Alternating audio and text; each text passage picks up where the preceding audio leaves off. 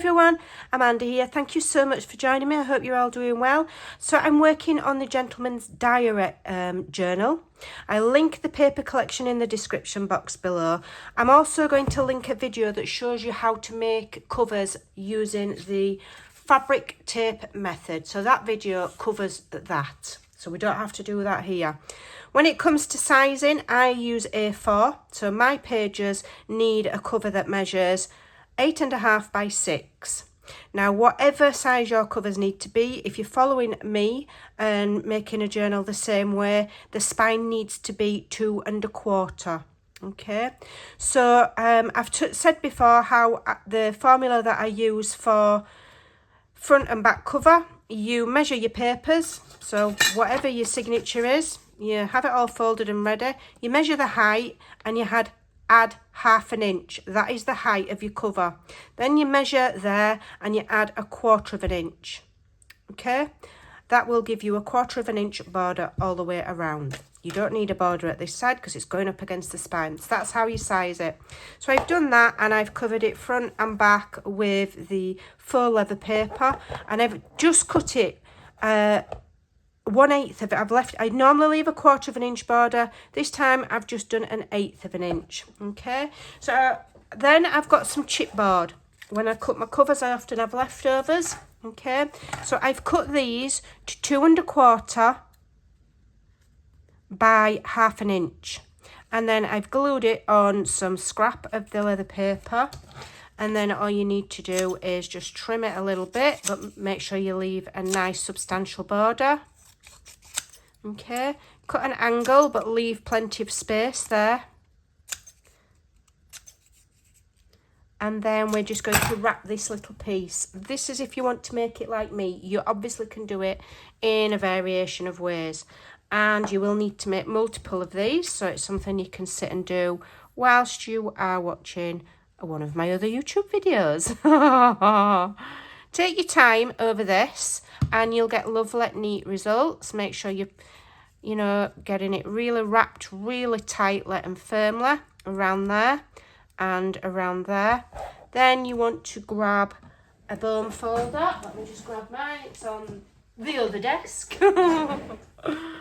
And then you want to put your glue right up against the edge of the chipboard, and you'll see where these little corners kind of overlap. Make sure you've got a bit of glue in there. Right up against the edge of the chipboard, then cover the rest of the paper. Okay, I'm doing this really quickly because I've already made all mine. This is just an example. Okay, and then what you want to do is you want to, where those little corners overlap, you want to press them right in with a bone folder or something similar, right up against the edge of the chipboard, and flatten. Okay, don't worry if you get glue on your bone folder, it'll clean. Okay, on the edge and flatten that paper so it's right up against the, you know, you're moulding it to the shape of the chipboard. Let me just get that glue off there. And then right up against the edge again, so you've got a lovely crisp shape. Okay, and there. All right, and give that a press. Now if you've got little corners peeking out where it's not quite right, what you want to do is, whilst the paper's wet, just tap it gently with a bone folder and it will kind of make that paper mould to your shape. Okay, do it whilst the glue's wet. Don't be snipping it off with scissors or you'll end up with gaps. Okay, and then just smoosh it with your fingers whilst that paper's wet, and make sure that that is moulded all the way around. This is just printer paper, 120 GSM printer paper. Just make sure it's moulded all the way around so you've got nice defined crisp shape. Then leave it to dry fully before you do this next step. I'm not going to because I'm demonstrating. Leave it to dry. Okay, so this is 2.25. So you want to get your ruler and you want to line it up. Okay, so you've got your 2.25 there. So half of 2.25 is 1 1/8. So you go to your 1 1/8. Okay, there's your 1 1/8. And then look for the centre. Eyeball it. Doesn't matter if it's not 100% perfect. Okay, so 1 1/8. Find the centre and make a hole. Then come down to this end. Move your ruler. Okay, you want So I'm going to go down to a full inch there, that's 2, and I'm going down 1/2 inch, and I'm going to make another mark. Okay, then I'm going to go to that side, and I'm going to do 1/2 inch in. And I'm trying to always line these holes up as much as I can, okay? Then go back, that one's, just have a look. That one could do with being a little bit further up, so I'm going to go there. Okay, and hold it like that, and then wiggle, okay? Wiggle, wiggle, wiggle. Because if you use chipboard, it can be thick. If you don't have to use chipboard, you can use anything. But the idea is you want a little bit of dimension. So, you know, if you're using thinner cardboard, maybe put 2 together, okay? Like so. Then you just want to get some brads. Now, these are the cheap, inexpensive craft brads, okay? Just cheap as chips. I pay like £1 for them from the range in the UK for like, I don't know, 50 or something. And these are bronze tone ones. They're about, in diameter, just under 1/4 inch, okay? If you have smaller ones, they'll work fine. If they're not the right colour tone for you, change them. You can change these with alcohol markers, alcohol inks. You could paint them with a bronze tone acrylic paint. There's always ways of getting things to look how you want them to look, okay? If you don't have any brads, but you have eyelets, and you have a crocodile, you could punch holes and set eyelets instead. That would also be a good look. We're just basically adding some metal texture, okay? And that's how you make them. Then you want to ink, and I'm using ground espresso.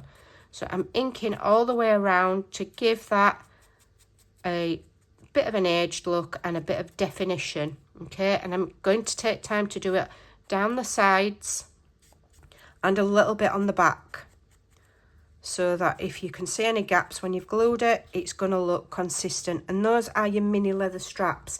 Now, what we're going to do with these is I am going to line my spine here. I've got another piece of paper, okay? And then we're going to have these, okay? One at the bottom, one at the top. Let me flatten it.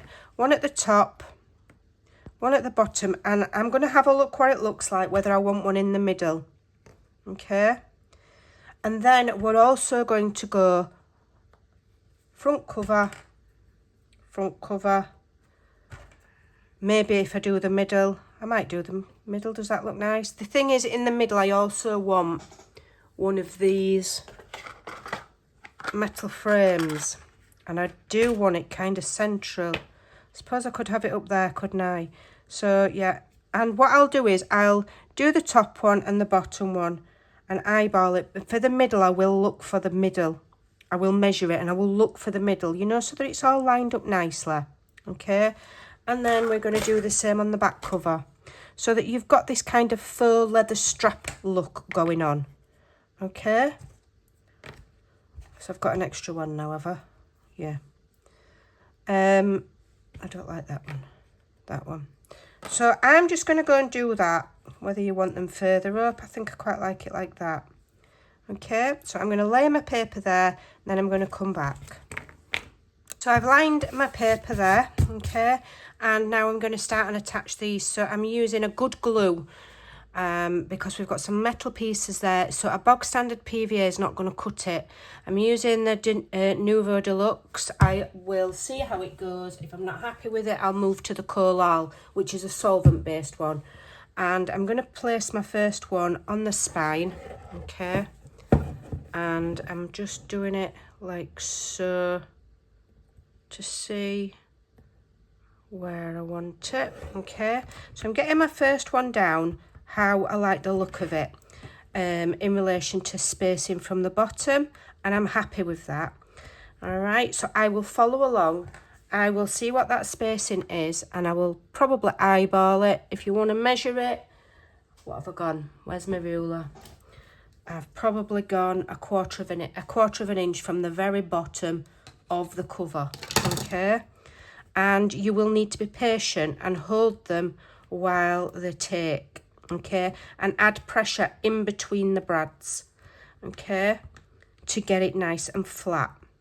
Now this may take some time, but I promise you that when it's done, it will be worth it. So I'll go and glue all of mine on. So I'll be gluing one there. I will be finding the centre and doing one there. And then, like I said, there, and then I'll be back. Okay, so mine's done. And how fabulous does that look? How stinking fabulous. Now, what I will do is, can you just see where it's a little bit gappy there?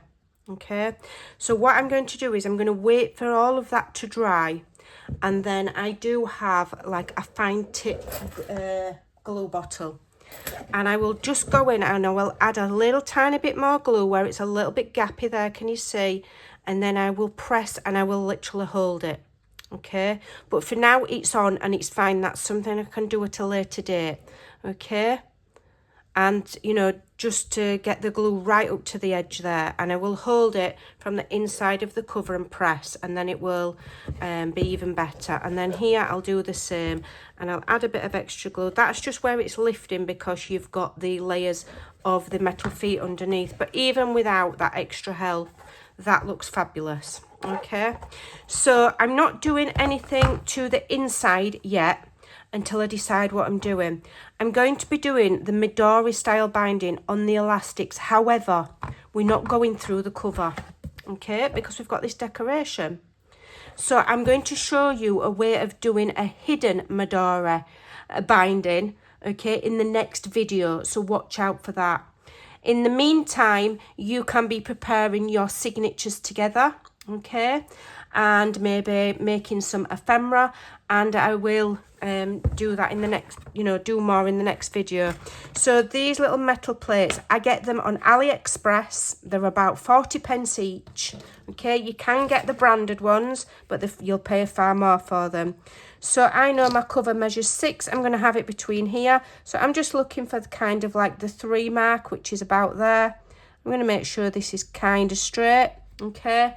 And I'm just going to poke some holes, and I will use my brads to attach that. But I'm going to poke my holes, and then I'm not actually going to put this on until I've decided what's going in that frame. I have some coffee stained paper here which can go inside. I've got a feeling I'm just going to find a date stamp, that says like 1842 or something, okay. But I'm just going to make sure that I can clearly see those holes, and all of this needs doing before you do any work on the rest of your journey, inserting your signatures or decorating the inside and back of the cover, because otherwise your life's going to be extremely difficult, okay. So when I've decided what's going in there, I will add that with some more of these brads. I will split the backs, and then where the feet are, I will add some more of this tape. If you don't have the tape, add some washi tape over, or a thin layer of paper even, just so that those legs are protected, so they're not catching on anything. Okay, so I'll do that. And another thing that I'm going to do, I do have these book corners. Now, this chipboard cover, we're going to do something on the inside here, so you don't want to be putting book corners on yet. And these book corners are the kind that don't have a back here. So they've got the front and they've got the side, but no back. Because by the time we've added whatever we're doing in there, that's going to be bulky for a lot of book corners. So if I use them, I will be using these, and they have no back. But again, that step needs to be done at the end. Because if you put your book corners on, okay, and then we say, for example, add a big pocket here, then you're getting bulk, and it might be too bulky for you. You won't be able to glue them over the just do it after. There's always a method in my madness, okay. So I will be going back around, pressing down flat there with my bone folder. That one's not, it's moved, that's why it's not dry. I need to make sure that it's fully dry. I've caught that paper now because that wasn't fully dry. Okay, just let me, I've nicked my paper. Let me have a look. Okay, I'm not redoing the whole thing. So where I've nicked my paper, I'm just going to put it back in place. Okay, and I will just leave that, I'll just leave that alone and it will dry and it'll go back into place, okay? I'm not too worried, it will just add to the vintage look, okay? So mine are not fully dry. Make sure that this is all fully dry, that you're happy with, you know, any gaps before you do anything, all right? And then what I'm also going to do is I've got these large draw pulls. Again, I've got them from either AliExpress or Temu. In fact, I was wanting some this size and I ordered this size by accident, but they're actually really cool. Okay, so again, I'm going to, that's 2 1/4, so I want 1 1/8. And I don't want it quite in the middle, I want it a little bit further up. So I'm just going to find my spine. Let me just find my spine. So there's my spine, and you know, I do want to measure this because I do want it to be kind of centered. So 1 1/8 is about there. So let me just make a little hole. Okay, and then I can go all the way through. Wiggle, wiggle, gentle. Watch your fingers at the back. Okay, now I'm gonna have to try and make that hole a little bit bigger because the legs on these are quite large. Again, if you don't like the colour of them, alcohol ink. And I'm going to get that through there, if I can. Some more fingers and thumbs. Get in. Get in, get in, get in. Okay. So that hole's not quite big enough for these big fat legs. Let me have a think. What have I got? What have I got? Oh, I'll use these. So the hole's not big enough because this is quite a big piece and the legs are quite fat.